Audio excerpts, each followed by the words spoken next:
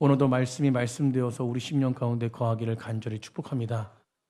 여러분, 제가 늘 말씀드리지만 사모하는 자를 만족하시는 분은 하나님이십니다. 아멘. 오늘도 사모하셔야 돼요. 우리 옆에 분과 그렇게 인사했으면 좋겠습니다. 말씀을 사모합시다. 아멘. 여러분, 말씀의 신앙이 중요한 건 말씀의 신앙이 말씀 앞에 신앙을 갖는 자들이 견고한 자들입니다. 여러분, 말씀 앞에 신앙을 갖는 자들이 무너지지 않는 자들이 아멘. 오늘도 그 말씀이 능력이 될 줄 믿습니다. 하나님의 강물이 성전으로 흘러 세상 가운데라는 제목으로 말씀 전할 때 오늘도 풍성한 은혜가 우리 가운데 있기를 간절히 축복합니다. 우리 지난주에 낙이 타시고 예루살렘에 입성하신 그 예수님에 대해서 이제 말씀을 함께 나눴는데요. 그렇게 이제 예수님은 어디에 입성하셨어요? 예루살렘에 입성하였습니다. 예루살렘의 왕으로 입성하신 후에 여러분, 예루살렘에 입성하시고 그 목적을 향해 걸어가시는데 그 입성하신 후에 가장 첫 번째 하신 일이 무엇일까? 여러분, 이 질문이 오늘 우리 본문, 우리 오늘 설교의 핵심 포인트예요. 여러분, 우리는 이 질문을 통해서요, 예수님이 우리 인생 가운데도 입성하실 때 우리를 위하여 가장 중요하게 하신 일이 무엇일까를 오늘 생각해 보셔야 됩니다. 아멘. 여러분, 21장 12절이에요. 21장 12절 한번 다 같이 한번 읽어보겠습니다. 시작. 예수께서 성전에 들어가사 성전 안에서 매매하는 모든 사람을 내쫓으시며 돈 바꾸는 사람들의 상과 비둘기 파는 사람들의 의자를 둘러 엎으시고. 아멘. 오늘 예수님이 왕으로 입성하신 후에 가장 먼저 하신 일이 무엇이냐면 여러분, 예루살렘의 성전에 들어가가지고 그 성전을 개혁하신 일이었어요. 오늘 말씀 잘 알겠지만 여러분, 예루살렘에 가셔가지고 예수님이 성전에 들어가셔가지고 왜 성전을 먼저 찾으셨을까? 왜 성전을 개혁하셨을까? 여러분, 성경에는요 매우 중요한 이미지 하나가 등장하는데 그것은 바로 무엇이냐면 하나님의 통치예요. 여러분, 하나님의 통치가 어떻게 드러나느냐에 대한 이미지입니다. 여러분, 그것을 하나님의 통치에 대한 부분들을 성경에서는 묘사하고 그림으로 묘사하고 있는데 여러분, 성전으로 흘러나오는 온 세상에 덮는 강물로 이미지를 묘사하고 있습니다.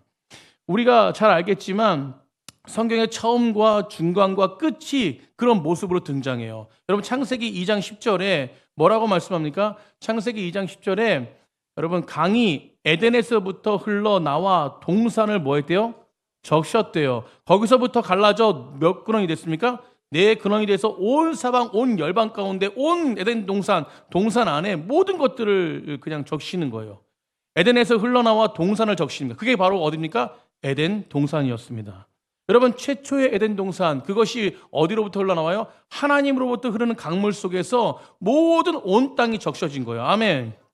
여러분, 에스겔서 우리가 알고 있는 말씀이 에스겔서 4장 47장 1절 말씀인데 47장 1절에 뭐라고 말합니까? 우리 다 같이 한번 읽어보겠습니다. 시작. 그가 나를 데리고 성전문에 이르시니 성전의 앞면이 동쪽을 향하였는데 그 문지방 밑에서 뭐가 나와요? 물이 나와서 동쪽으로 흐르다가 성전 오른쪽 제단 남쪽으로 흘러내리더라. 아멘. 지금 물이 계속 지금 흘러가지고 사방을 흐르는 것이에요. 여러분, 에스겔은 지금 남유다가 멸망하고 바벨론 포로로 끌려가가지고 그 그발 강가 안에서 하나님의 환상을 보는데 하나님이 이 나라와 이스라엘 백성들 가운데 이 온 세계 가운데 어떻게 회복시키실지 이미지를 보이시는데 그것이 바로 뭐냐면 성전으로부터 뭐가 흐릅니까? 물이 흐르는 거예요. 여러분, 성전으로부터 물이 흐르니까 우리가 읽지는 않았지만 에스겔서 말씀을 보면 발목까지 무릎까지 머리까지 나중에는 사람이 건널 수 없는 어떤 강이 되냐면 거대한 강이 되는 거예요. 우리 따습니다. 거대한 강이 된다. 이 거대한 강이 온 세상을 덮는 거예요. 아멘. 여러분, 강물이 흐르는 곳마다 뭐가 살아납니까? 나무가 살아나고 죽었던 것이 살아나고 회복의 은혜를 말씀하고 있는 것이에요. 여러분, 오늘의 강물, 하나님으로부터 영적인 물, 생명이 우리 가운데 거하잖아요. 우리 안에 회복이 일어날 줄 믿습니다. 여러분, 오늘 새하늘과 새 땅의 이미지로 또한 요한계시록 21장 1절에 말씀하고 있어요. 21장 1절 우리 다 같이 한번 읽겠습니다. 22장 1절입니다. 시작. 또 그가 수정같이 맑은 생명수의 강을 내게 보이니 하나님과 및 어린 양의 보좌로부터 나와서라고 말합니다. 여러분, 이 이미지, 그리고 뒤에 말씀에 그 보좌 앞에 나와가지고 생명나무가 있어 12열매를 맺고 달마다 열매를 맺고 잎사귀가 만국에서 회복된다라는 그런 말씀이 있는데, 여러분 이 세 가지 의미의 공통점이 뭐냐? 공통점이 바로 성전으로부터 흘러나와서 물이 온 세상을 덮는다는 거예요. 아까도 말씀드렸지만 여러분, 온 세상이 회복되는 것이에요. 여러분, 성전은 하나님의 임재를 상징합니다. 아멘. 여러분, 이곳에 하나님이 임재하고 계세요. 여러분, 그것이 우리 심령 가운데 성령을 통해서 깨닫게 하십니다. 여러분, 강물은 뭘 상징합니까? 하나님의 통치와 생명을 상징해요. 결국 하나님의 통치가 하나님의 통치인 강물이 흐르는 곳곳마다 죽었던 것들이 살아나는 것이 생명나무의 열매가 맺는 것입니다. 회복과 치유와 생명의 역사가 일어나는 거예요. 아멘. 여러분, 그래서 말씀을 들을 때 우리가 회복되는 거예요. 믿으십니까? 여러분, 말씀을 들을 때 우리 마음이 회복되고, 때로는 무엇이 하나님의 강력한 역사가 있을 때 육체도 회복될 수 있습니다.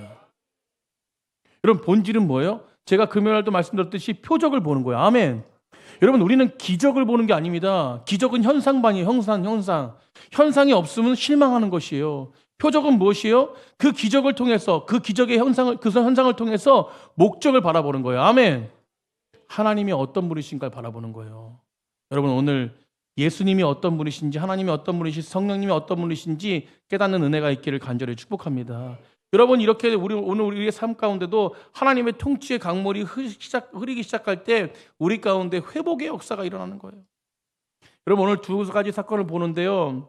예수님의 성전 개혁하신 후에 예루살렘 거리에서 어떤 나무를 저주하십니까? 무화과 나무를 저주하세요. 이 두 말씀은 너무나도 잘 아는 말씀이에요. 근데 이 말씀이 연결되어 있는 말씀입니다. 여러분, 열매 맺지 못하는 무화과 나무를 저주하시는 것이에요. 여러분, 무화과 나무는 무엇을 상징합니까? 무화과 나무는 이스라엘을 상징해요. 여러분, 무화과 나무는 결과적으로 우리를 상징하는 것이고 이스라엘 백성들을 상징하는 것이에요.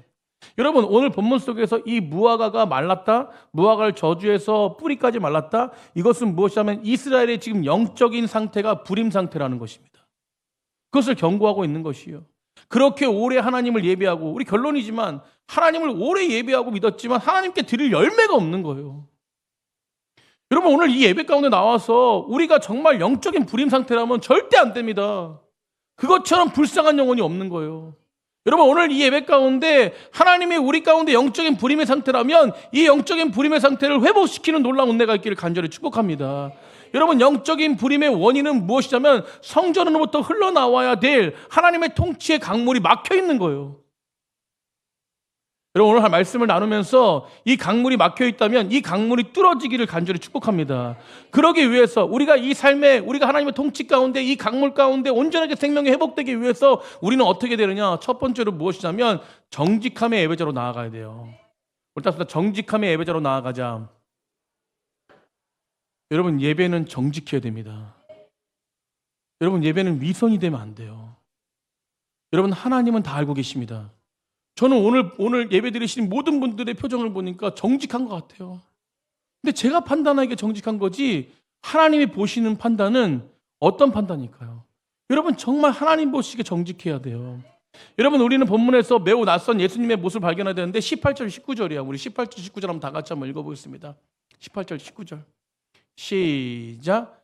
이른 아침에 성으로 들어오실 때에 시장하신지라 길가에서 한 무화과 나무를 보시고 그리로 가사 잎사귀밖에 아무것도 찾지 못하시고 나무에게 이르시되 이제부터 영원토록 내가 열매를 맺지 못하리라 하시니 무화과 나무가 곧 마른지라. 아멘. 예수님이 종려주일에 주일날이 되어서 예루살렘에 입성하셨어요. 입성하시고 나서 성전 안에 들어가셔서 성전을 개혁하셨습니다. 그리고 베다니에 가셔가지고 그 다음날 아침에 예루살렘 성으로 가시는데, 다시 예루살렘 성으로 가시는데 예수님께서 너무 시장하신 거예요. 배가 고픈 거예요. 그때 예수님의 눈에 예루살렘의 거리에 우뚝 서 있는 잎이 무성한 한 나무, 무화과 나무를 보게 된 것입니다. 그게 눈에 들어온 것이에요. 그래서 예수님은 저 나무가 잎이 무성하니 열매가 당연히 있겠지 하고 기대감을 가지고 그 열매에 다가갔는데, 여러분, 잎사귀 나무를 아무리 뒤져봐도 잎사귀 외에는 아무런 열매를 찾을 수가 없는 것이에요. 그때 예수님께서 나온 행동이 무엇이냐면 그 나무를 바로 자리에서 저주를 합니다. 여러분 내가 영원토록 열매를 맺지 못할 것이다 하니까 여러분 그 말이 떨어지자마자 이 무화과 나무의 뿌리부터 말라 죽어. 무화과 나무가 뿌리부터 말라 죽어요. 여러분 같은 사건을 다루고 있는 마가복음에는 마가복음 11장 13절에는 이 문장 하나가 더 추가가 되거든요. 그게 무엇이냐면 무화과 때가 아님이라. 멀리서 잎사귀 있는 한 무화과 나무를 보시고 혹 그 나무에 무엇이 있을까 하여 가셨더니 가서 보신즉 잎사귀 외에는 아무것도 없더라. 이는 무화과 때가 아님이라. 이 한 문장이 더 붙습니다. 여러분 무화과 때가 아니라는 것은 열매 맺는 시즌이 아니라는 거예요. 여러분 결실의 계절이 아니라는 것입니다. 우리가 그 무화과 나무가 열매가 없다고 해서 무화과 나무를 저주하시는 예수님의 모습을 보면서 조금 이상한 모습이 보입니다. 예수님은 사랑이 많으신데 왜 무화과 나무를 저주했을까? 여러분 왜 예수님은 이 무화과 나무를 저주했을까? 여러분 이스라엘 백성 가운데 이 무화과 나무의 열매는 우리가 잘 이해해야 되는데 두 번이 열립니다. 두 번이 열리는데 첫 번째 나무는 봄철에 열리는 열매고 두 번째 열매는 가을에 열리는 열매예요. 봄철의 열매는 뭐라고 얘기하면 파괴라고 합니다. 파괴. 제가 설교에서 많은 이야기도 했지만 아시는 분도 아실 거예요. 히브리어로 파괴입니다. 그리고 여름철에 나는 열매를 테헤나라고 해요. 테헤나. 여러분 진짜 열매, 맛있는 열매는 테헤나예요. 가을에 맺는 열매. 그런데 봄철에도 뭐가 있다? 열매가 있다는 것이에요. 여러분 그 열매를 누가 먹냐면은 맛있는 열매는 이렇게 있는 사람들이 먹지만 이 봄철에 나오는 열매는 먹지 못하는 열매가 아니라 먹을 수는 있지만 맛은 없어요. 그렇기 때문에 지나가는 사람들, 가난한 사람들, 나그네들, 이 나그네들이 뭘 먹었냐면 이 파괴라는 열매를 봄철에 나는 열매를 먹었더라는 거예요. 오늘 본문 속에서 6월절 예루살렘에 6월절이 돼서 예루살렘에 입성하셨다. 그거는 봄철인 3, 4월에 예수님께서 입성하신 것이잖아요. 그렇기 때문에 오늘 열매 찾은 것은 바로 뭐냐면 가을에 열리는 테헤나의 열매가 아니라 바로 봄철에 열리는 그 파괴의 열매를 찾은 거예요. 그래서 무화과 때가 아니라는 것은 이 가을에 나는 때가 아니라고 말씀하신 거예요. 이해가 되셨죠? 여러분 그러면서 가을의 시즌에 열매가 있는 것이 아니지만 오늘 본문 속에서 예수님께서 그 열매의 때가 아니다라고 해가지고 그걸 나무를 저주한 것이 아닙니다. 열매가 없어서 저주한 것이 아니라 결국 예수님의 마음 가운데 이 봄철에 나는 열매를 받지만 결국 예수님 마음 가운데 진짜 이유는 뭐냐면 열매가 없기 때문에 저주한 것이 아니라 열매 없이 잎만 무성하기 때문에 저주한 것이에요. 여러분 말이 똑같은 것 같지만 아닙니다. 열매가 없기 때문에 저주한 것이 아닙니다. 열매 없이 잎만 무성한 것이에요. 여러분 잎만 무성하다는 것이 무엇이냐면 열매 없다고 너 열매 없으니까 저주 이게 아니라 여러분 잎만 무성한 것이 뭐냐면 열매 있을 것 같이 보이는 거예요. 여러분 이게 뭐냐면 유사 그리스도인. 여러분 비스무리한 거예요. 비스무리한 거. 여러분 이게 문제라는 거예요. 진짜 문제는 무화과 열매가 없는 게 아니라 마치 열매 있는 것처럼 잎사귀로 위장한 것이 문제였다는 거예요. 여러분 성경에 무화과 나무 잎이 나오는 또 하나의 유명한 구절이 있는데 어디냐면 창세기 3장입니다.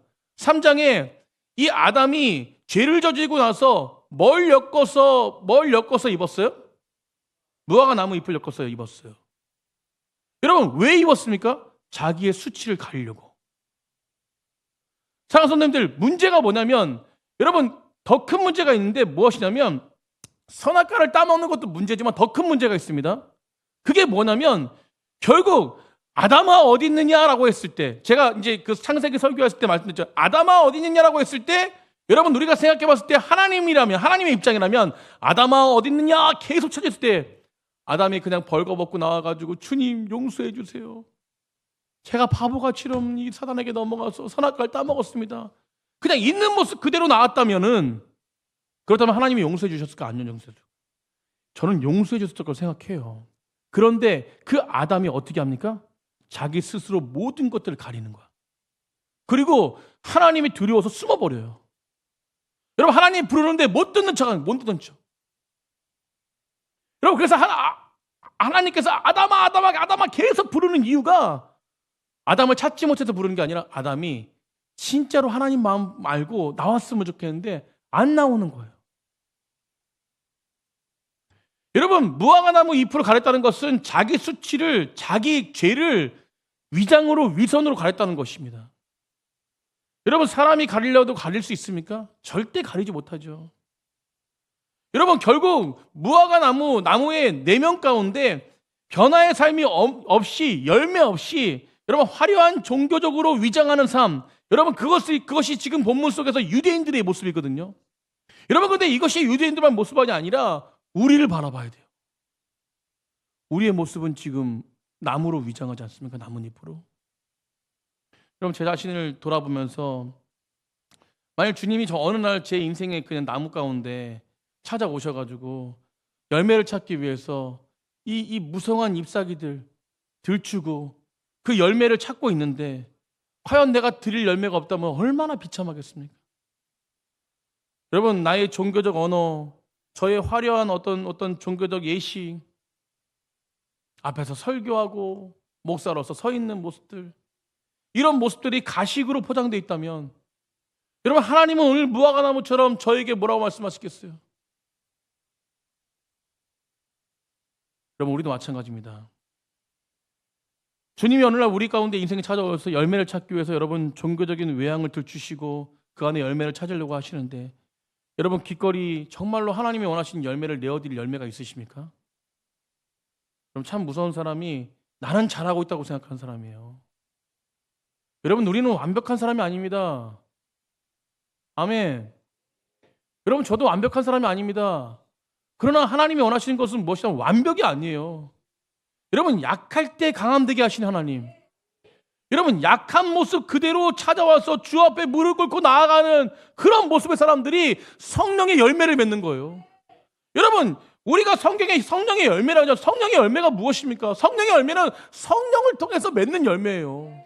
여러분 내가 맺는 열매가 아닙니다. 성령의 9가지 열매, 우리가 어떻게 그렇게 할 수 있습니까? 여러분 오래 참으실 수 있어요? 자비와 충성과 양성과 온유와 절제 모든 것들 다 하실 수 있습니까? 여러분 다 할 수 없어요. 다 부족해요. 그런데 누가 임하시면, 성령이 내 가운데 함께 하시면 그분을 통해서 맺어지는 거예요. 여러분 나는 연약하지만 하나님의 강한 능력으로 말미암아 내와 함께 한다면 그 모든 것들을 이룰 수 있는 놀라운 은혜가 우리 가운데 주어진다고 저는 믿습니다. 여러분 우리는 그 성령의 열매를 맺어야 돼요. 여러분 그러므로 성령의 능력으로 살아가는 그리스도인이 되어야 될 줄 믿습니다. 그러면 성령 충만함으로 성령의 인도하심으로 어떻게 정직한 모습으로 나아갈 수 있냐? 그것은 바로 뭐냐면 정직하게 예배자로서 서는 것이에요. 여러분 정직하게 예배자로 선다는 것은 정직하게 하나님 앞에 서는 것입니다. 나를 위장하고 포장하지 않는 것이에요. 약한 모습 그대로, 부족한 모습 그대로. 아멘. 여러분 그 모습 그대로 하나님 앞에 엎드리는 것이에요. 여러분 그런 사랑하는 성도님들, 매일매일 주 앞에 엎드리고 연약함을 가지고 주 앞에 나아갈 때에 그때 하나님의 놀라우신 회복이 있는 줄 믿습니다. 여러분 연약함으로 그 있는 모습 그대로 주 앞에 서기를 간절히 축복합니다. 여러분 기도 가운데도 마찬가지고 부끄러운 모습 그대로 가져가십시오. 두려움이 아니라 진실함을 가지고 나아가십시오. 그렇다면 하나님은 오늘 우리 가운데 회복의 은혜로 우리를 만져주실 줄 믿습니다. 여러분 그렇다면 여러분 오늘 예수님께서 이 무화과 나무 열매를 맺지 못하는 더 근본적인 이유를 우리에게 말씀하시는데, 그것이 바로 뭐냐면 먼저 사건에 등장했던 성전 개혁 사건이에요. 여러분 성전에서 이루어지는 그 개혁이 이루어질 때에 무화과 나무가 열매를 맺을 수 있어요. 여러분 성전의 개혁이 안 됐기 때문에 무화과 나무가 메마른 열매 없는 그냥 위장된 그런 모습만 있는 것입니다. 오늘 성전 개혁 사건을 통해서 우리에게 주시는 모습이 무엇이냐? 여러분 두 번째요, 항복함의 예배자로 나아가야 될 줄 믿습니다. 우리 따라해보겠습니다. 항복함의 예배자로 나아가자.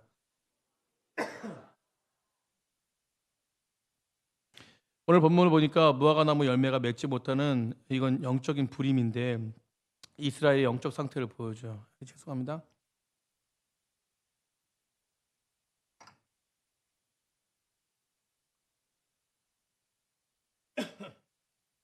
이 무화과 나무가 열매 맺지 못하는 정말 진정한 이유는 무엇이냐면 성전으로부터, 아까 처음에 서두에 말씀, 성전으로부터 흘러야 될 생명의 강물이 막혀 있다는 거예요. 그래서 예수님께서 성전으로부터 흘러와야 될 하나님의 통치의 강물이 막혀버렸기 때문에 오늘 본문 속에서 개혁을 일으키시는 거예요. 그래야지만, 그 개혁이 일어나야지만이 너희가 위장된 무화과 나무처럼 살지 않는다라고 얘기하는 것입니다. 뭐가 막혀 있느냐? 여러분 21장 12절 13절 한번 다 같이 한번 읽어보겠습니다. 12절 13절 다 같이 읽어보겠습니다. 시작.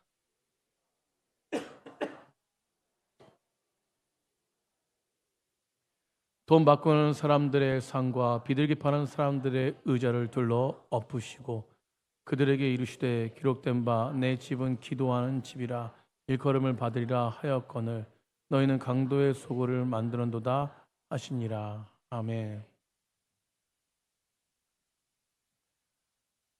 오늘 성전에 들어가셔서 그 안에 장사꾼들과 짐승 파는 모든 환전상들을 둘러 엎으시고 채찍질하고 들어서 사람을 내쫓으십니다. 여러분, 그러면 여러분 오늘 본문을 우리가 이해하려면 지금 예루살렘 당시에 예수님이 지금 들어가신 예루살렘의 성전의 구조에 대해서 봐야 돼요. 여러분, 성전에 지금 이방인들의 뜰에서 파는 어떤 그런 부분들을 내쫓으시는데, 우리 성전 그 모형도를 제가 PPT로 올려놨는데,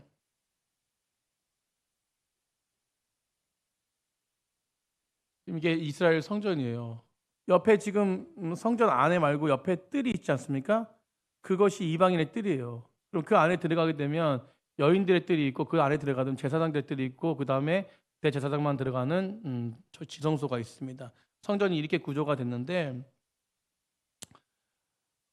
오늘 본문 속에서 예수님 쫓으신 이 장사꾼들, 환전상들 짐승 파는 곳이 어디냐면 지금 성전 외곽에 있는 이방인의 뜰이에요. 이방인의 뜰.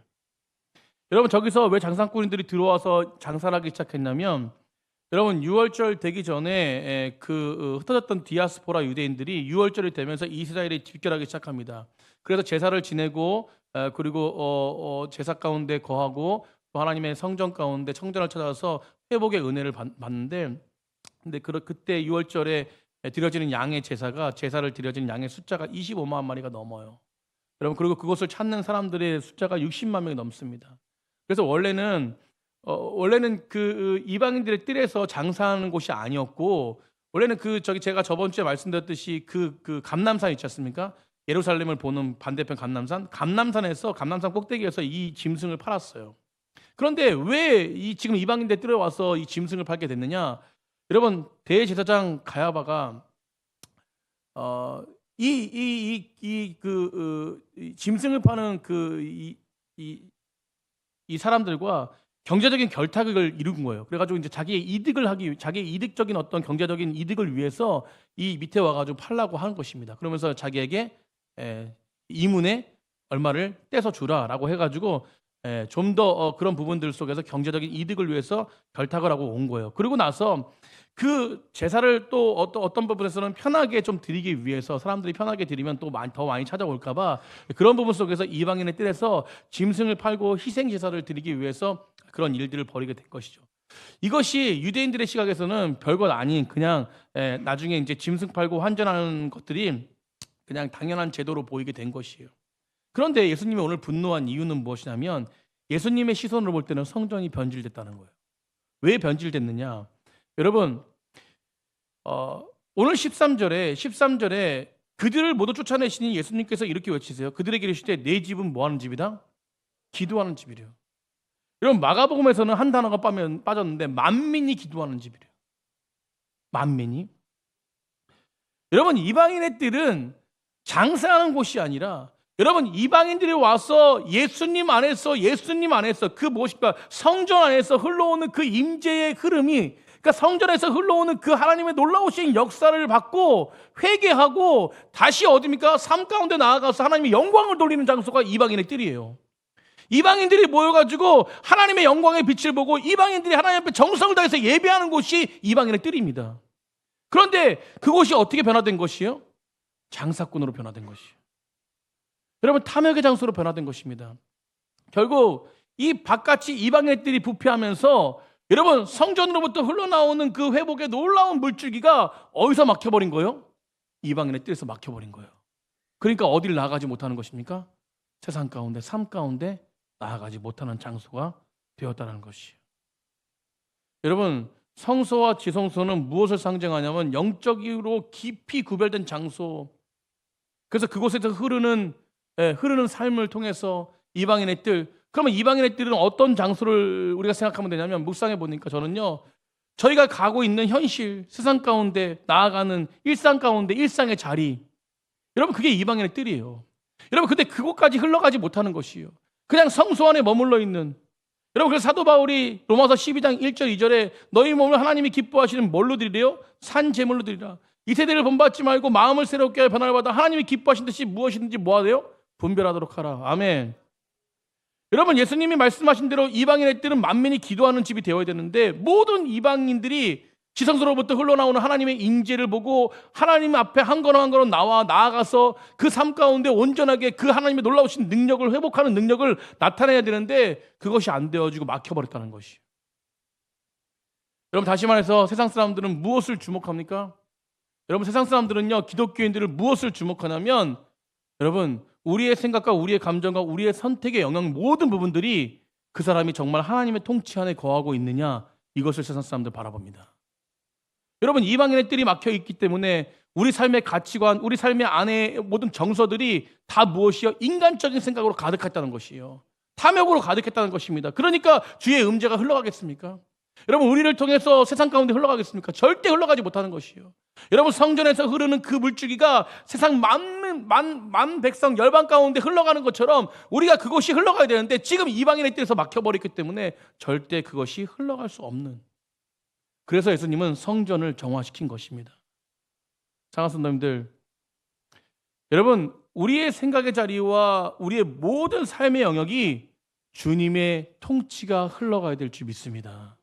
그것이 생명이 흐르는 것이에요. 여러분 그러기 위해서 하루에 10분이라도 성경을 묵상하십시오. 여러분 우리가 요즘에 구역장님들이 계속 매일 구역에 말씀을 올리지 않습니까? 여러분 은혜가 되십니까? 여러분 적어도 말씀을 읽지 않는다면, 너무 바빠서 진짜 많이 바빠가지고 읽지 않는다면 네 좋습니다, 거기까지 좋습니다. 그런데 구역에 올리는 그 말씀 한 말씀을 붙잡고 묵상하십시오. 그것조차도 은혜가 돼요. 여러분 그럴 때 하나님의 통치의 삶이 우리를 통해서 흘러갈 줄 믿습니다. 오늘 결론 말씀이에요.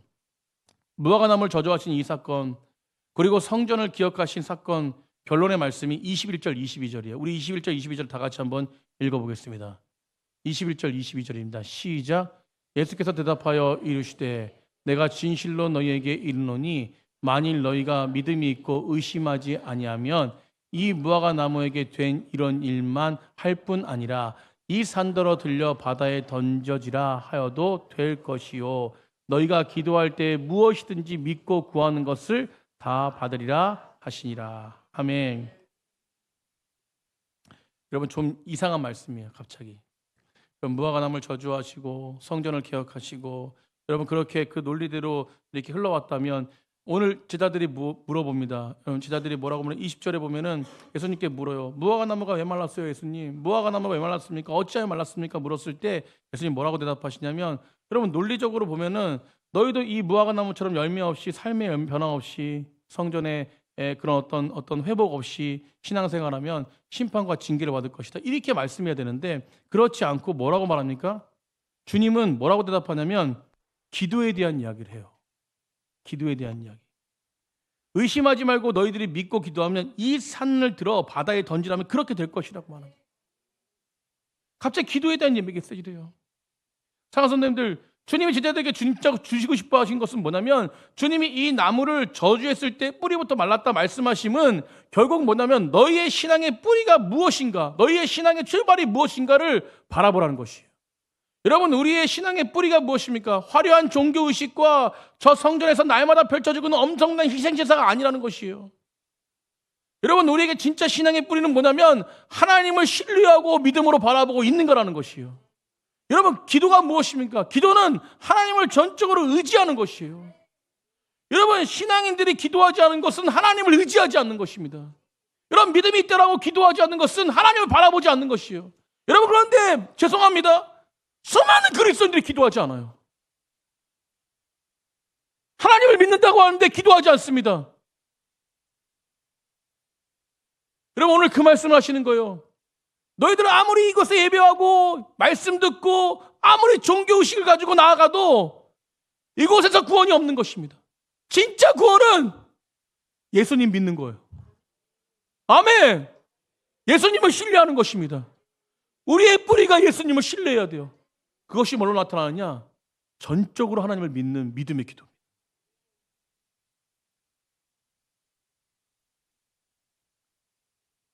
장성들들, 우리에게 오늘 예수님 도전하시는 거예요. 정말로 너가 나를 믿고 기도하고 있느냐? 혹시 이방인의 뜰처럼 장사하는 곳에 있으면서 나를 예배하고 있지 않느냐?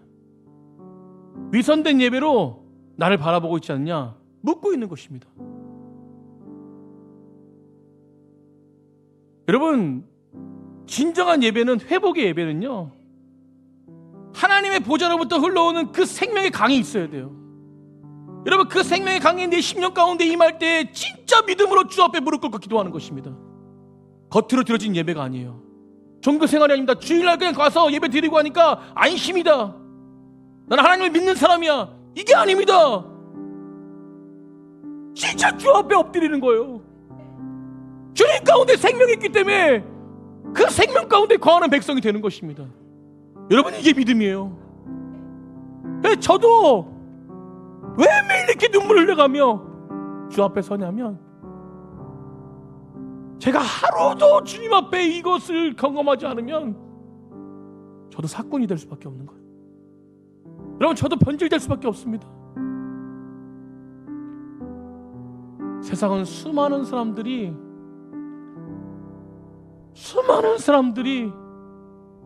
나를 높여줘요. 그래서 우리는 언젠가는 교만하게 될 때가 너무 많이 있어요. 여러분, 그래서 우리가 주님 앞에 매일 묵상해야 되는 이유가 그겁니다. 요한복음 7장 37절부터 38절까지 이 강물의 이미지가 나와요. 제가 읽어드리겠습니다. 명절 끝날 곧 그날에 예수께서 외쳐 이르시되 누구든지 목마르거든 내게로 와서 마시라. 나를 믿는 자는 성경에 이른 것 같이 그 배에서 생수의 강이 흘러나올 것이라 하시니, 이는 그를 믿는 자마다 받을 성령을 가리켜 말씀하신 것이다. 아멘. 성령이 내 마음 가운데 함께 하시잖아요. 생명의 강이 흘러넘칠 수밖에 없어요. 신앙의 본질이 무엇입니까? 겉으로 보이게 한 것이 아니, 진짜 내 안에 계신 성령 하나님의 놀라우신 은혜로 말미암아 살아가는 삶입니다. 여러분, 누구든지 내게로 와서 마시라 라고 말씀하신 분은 하나님이시고 예수님이십니다. 그분으로 가면 생명의 강이 흘러나온다고 약속하셨어요. 사랑하는 성도님들, 여러분의 인생에 갈증과 목마름이 있으십니까? 어느 순간 내 인생에 은혜의 강물이 메말린 것 같은 그 이방인의 뜰 가운데서 장사하고 있는 모습. 여러분, 그러나 광야 같은 인생길에 지치고 목마르며, 지치고 힘들고 어려울 때 목마름으로 내 인생의 갈증을 해결하시는 하나님 앞에 나아간다면, 있는 모습 그대로 나아간다면 하나님은 완전하게 나를 회복시킬 줄 믿습니다. 사랑하는 성도님들, 그 어려움 길에서 회복하는 길은 유일한 길은 한 가지밖에 없어요. 생명의 그런 대신인 예수님께 나아가는 길입니다. 여러분, 오늘 예수님은요, 나무를 저주하신 것처럼 우리를 포기하지 않으세요. 여러분, 그 순간은 결론입니다. 결론. 여러분, 그렇기 때문에 우리가 정말로 위장된 예배, 종교생활이 아니라 진실된 예배로 나아가야 돼요. 두 손 들고 항복하며 하나님 앞에 엎드려야 됩니다. 아멘. 그때의 마지막 날에 여러분, 개인적인 마지막도 있고 우리 종말적인, 세계 종말적인 마지막도 있을 때에 여러분, 나를 모른 척하지 않으세요. 나를 저주하지 않으십니다. 아멘. 여러분, 그래서 진실한 예배자가 돼야 돼요. 여러분, 생수의 강이 흘러넘치려면 진실한 예배자가 돼야 돼요. 여러분, 삶 가운데 그런 예배자가 되기를 간절히 축복합니다. 진실한 예배로 나아가고 진실한 기도로 나아갈 때 진짜 믿음으로 나아가는 거예요. 예수님은 오늘 그 말씀을 하시는 거예요. 진짜 믿음으로 나아가라. 내가 허락된 믿음으로 나아가라. 나와 함께 동행해라 라고 말씀하고 있는 것입니다. 우리 성도님들, 그 길을 걸어가는 믿음의 백성들 되기를 간절히 축복합니다. 주님을 붙들고 중심으로 기도할 때 여러분 인생 속에서 생명수와 같은 하나님의 통치가 여러분을 지키실 거라고 저는 믿습니다. 그런 가정과 직장과 삶의 자리마다 주님의 열매가 풍성하기를 간절히 축복합니다.